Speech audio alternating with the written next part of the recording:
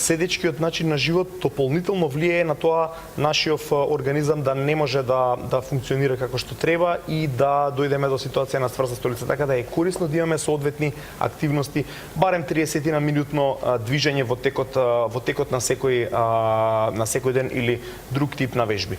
Толку веќе немаме ефект од овие активности, паралелно во исхранава мора да внесуваме соодветно овоше и зеленчук, бидејќи тие ќе помогнат тоа да се стабилизира.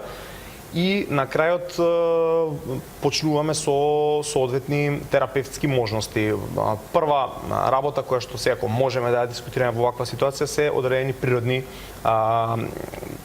материи кои што можат да ни помогнат на една од најбезбедните, да речем, состојки што може да ја примениме сами, без да одиме на консултација на лекар, не ни треба рецепт, како што велиме ние стручно, се секако препарати на база на лактулоза.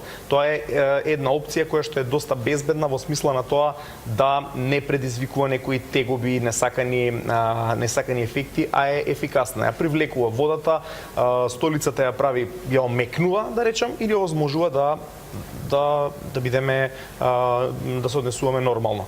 Од друга страна, значи, доколку тоа не помага, можеме да користиме и одредени чаеви кои што би помогнале, најмногу од тип на сена и така натака, значи кои што на друг начин действуваат и ги мотивираат нашите црева да тоа се случи. Доколку и тоа не помогне, веќе 4-5 дена е доста време, треба да се исконсултираме со лекар, каде што ќе добиеме и на препис соодветна терапија.